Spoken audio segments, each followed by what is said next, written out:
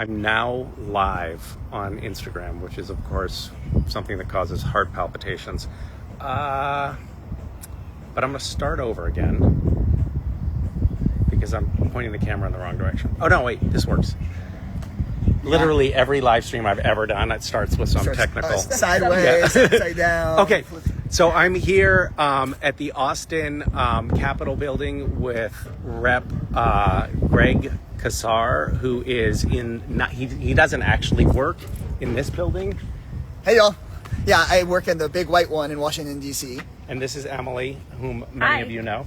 And I'm going to hand the camera to somebody else, and we're going to talk about some stuff that's very exciting. Thanks, Schultze. Okay, looking good. Hey, guys, how's it going? Welcome to Austin, Texas. I don't know how to stand, like, with our framing. I think we're good. I think we're good. I think she's got to cover. You gotta trust people. Yeah. So we're excited to talk to you partly because in the news recently has been all of this discussion about the redistricting that's happening in Texas, how Texas is gerrymandering the House map so that Republicans can hopefully, in their mind, pick up 5 seats in the midterms coming up in Texas. And your district is one of those that are going to be impacted by that, District 35, which is actually partly in Austin, right? Yeah, exactly. It's the whole east side of the city. Cool. Not cool. Yeah, not cool, but it is a thing, yeah. Yeah, I mean, I think for people watching at home, sometimes the way I feel like folks can think about it is, if you imagine that you're reading about another country, like not about the U.S., and you read that there's a corrupt president that's jacking up prices and taking a bunch of money for himself, and he thinks he's going to lose the elections, and so he tries to change the election rules at the last minute to protect himself, and he has his political allies threaten to incarcerate people or throw them out of office, then you'd say in that other country, like, things are really messed up, and that democracy is on its last legs. But this actually isn't Turkmenistan, like it's happening in Texas, it's happening in America, it's happening right now, and basically Trump called up the governor and said, I want 5 more seats in Congress. And the governor said, how about Thursday? So we've been fighting that, and the final vote on it is in this building happening this afternoon. Is there anything we can do to stop it? So people... Between now and this afternoon, yeah, what can we do? I think there may be, fights on the... peaceful but pissed fights on the House floor or the Senate floor today. People speaking up. Right now, Gavin Newsom in California has said he will change the California map to squeeze out 5 Republicans in retaliation for what's happening here in Texas. I think what do you think about that? You think that's a good idea? Yeah, so look, gerrymandering is bad, period. And we need a national ban on gerrymandering. But part of the problem is if states like California refuse to fight back, then places like here in this Capitol with Governor Greg Abbott will just take advantage of that and gerrymander more and more and more. So the answer has to be getting rid of gerrymandering nationwide, and I think Newsom being willing to fight fire with fire can hopefully slow Texas down from doing this or stop it so we don't keep going to more and more states doing this kind of gerrymandering stuff. And so that may be something that stops this, or we could go to the Supreme Court, which I think we'll do, because this map violates the Voting Rights Act of 1965. If you look back at the history books where MLK and John Lewis crossed that bridge from Selma to Montgomery, that was all to pass the Voting Rights Act of 1965, which was passed to ban maps like this one. And if you want to know why the map like this one that they're talking about is so bad, they take certain parts of Austin, the city we're in, and gerrymander them out to the coast, where Port Aransas, or out to West Texas, Midland, Odessa. For people not from Texas, it's an 8-hour drive between those two places. Are they actually creating a map that is not geographically contiguous? Yeah, they're just chopping them up in these long strips. And they do that basically to water down people's voices. Of the people getting moved to a new district, all of a sudden, you're not only supposed to do this every 10 years, they're doing it in the middle of the cycle. They're moving 10 million Texans to a new district. 2/3 of them are black and brown Texans. And so they're chopping up those black and brown communities to water down those voices, to basically make a state that's almost 50-50 Republican and Democratic have almost an entirely Republican congressional delegation. And that is deeply wrong. But really what it comes down to is Trump doesn't have a plan to win the upcoming congressional elections. He wants a plan to rig them before anybody gets to cast a ballot.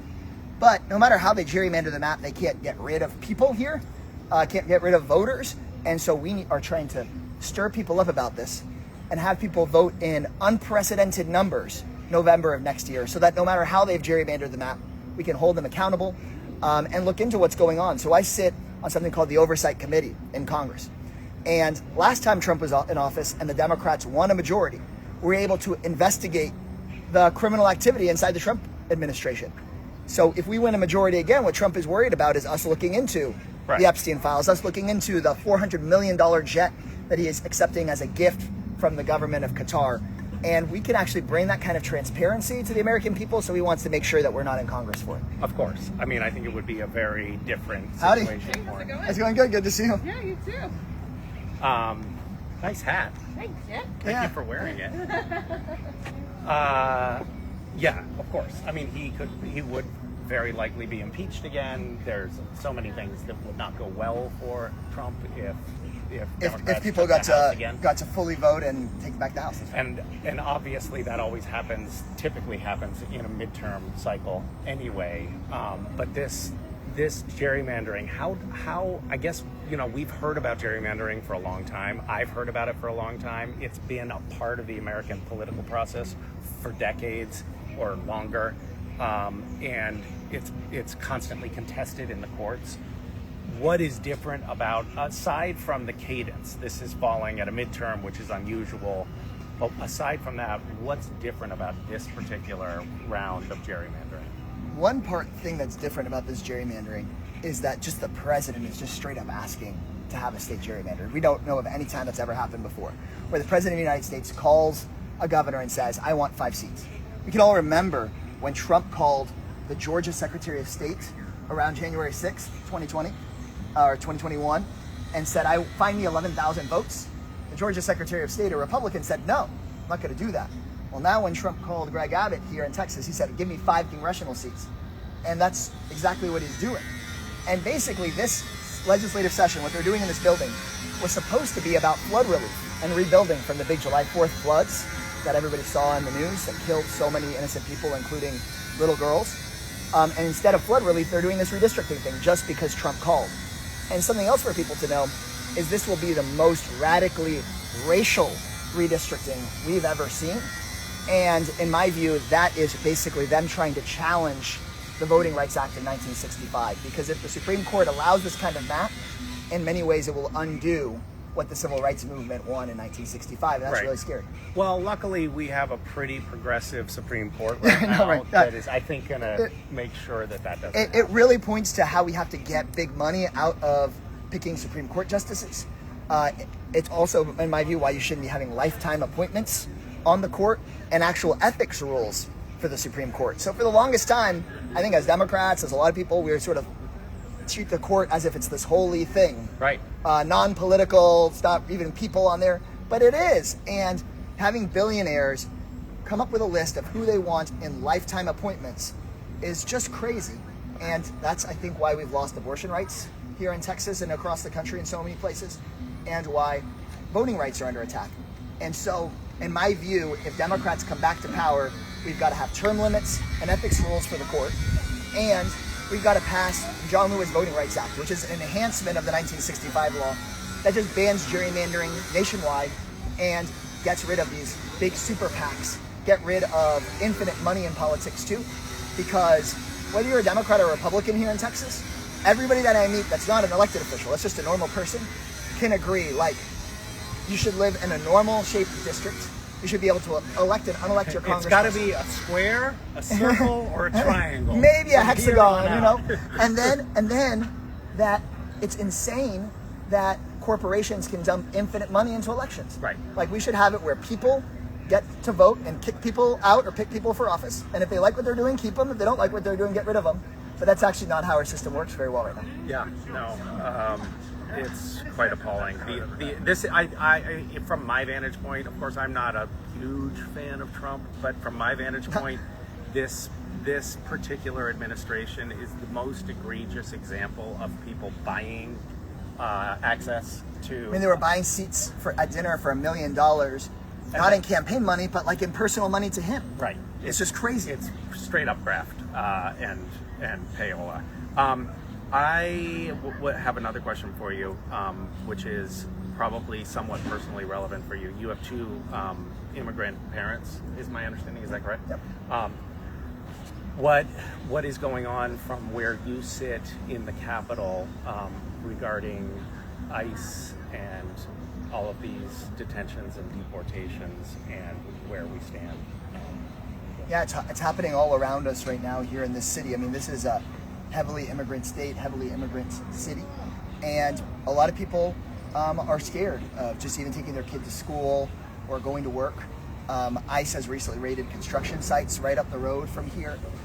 They stopped here in Texas parents that were taking their child, the U.S. citizen child, to a doctor's appointment because their 10-year-old was recovering from brain cancer. They deported the entire family, including the U.S. citizen child, separating them from their doctor and their medical care. It is really scary. And what I think is important for people to know is that there's a lot of people, that I know around here that voted for Trump and listened to his fake promises that he was going to go after the criminals. But he's really going after construction workers and custodians and pre-K teachers and U.S. citizen kids. And there are a lot of people now that are saying, oh, I thought that this was going to be for our safety, but it has proven to be anything but that. So here in the Austin, San Antonio area, the stats just came out that the overwhelming majority of people detained by ICE have no criminal conviction whatsoever. It's just everyday people that have been here 10, 20, 30 years. And the only reason that they aren't citizens is because Congress has refused to create a pathway to citizenship for immigrants basically the entire time I've been alive. Right. And so I put it much less on a pre-K teacher who's just trying to feed their kid, who's been here for a long time, put it much less on her and much more on the Congress. Yeah. Well, one of the things, speaking of Congress and what we've done over time, and I think this is something that a lot of people don't recognize, is that we had basically a policy that invited people to come to this country as undocumented people by virtue of the fact that we were asking them to pay taxes and participate in the economy and giving a wink and a nod and saying, hey, you're okay, as long as you're law-abiding and you're paying your taxes, you're okay here. And then to turn around and actually go after IRS data to find the people that pay their taxes to go get them. And not only that, those same people who came here and paid taxes and have been hardworking and law-abiding, they're not eligible for all of the government benefits. So they're floating on the system. They're floating the entire Social Security system right now. Yeah. And it's not even just undocumented folks they're going after, and that's something for people to know. I know. I was just at immigration court here, and I was sitting there with a bunch of people. One of them, the first guy that morning, had his temporary protected status card, meaning that he had fled Venezuela, he was a political activist there, and a judge had said, you are now legally here because you could get killed if you go back to Venezuela. And so he was there in court basically to get that renewed. And so he was there in his Sunday best, ready to just talk to the judge. Again, a legally present person. And the Trump attorney said, no, we basically want this guy out of here. The judge didn't ask him any questions, just gavelled out and said, okay, his status is gone. And nobody translated anything for him. And me as a member of the United States Congress was the first person to walk up to him and say, give me your family member's phone number because you're about to get put on a bus to God knows where. And he couldn't believe it. He couldn't believe it. And so we took down his phone number and are fighting to figure out if we can keep him here. But they just arrested him there on the spot for coming to court. Right? He did what he was asked to do. Yeah. And so when people ask, how do we stop this? I think we have to raise enormous awareness around it. I think people need to demonstrate peacefully on this issue.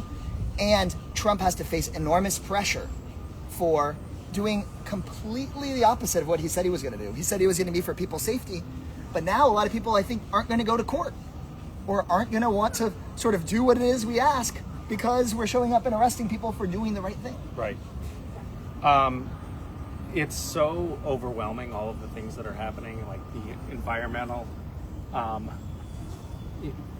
Okay. I'm getting the we have to wrap this up message, but I do have one other question, which is sort of, it's a little bit more of like a personal heart question.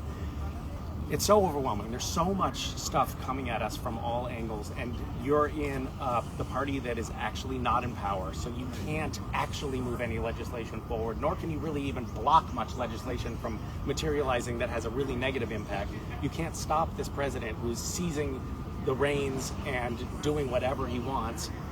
How do you stay hopeful? How do you feel like you're still making a difference? Even, I mean, I'm asking that of you, even as a congressman. And I feel I know that everybody as feels an that in the indiv- pit of their like, stomach. As a regular citizen, I feel like, oh my People God. ask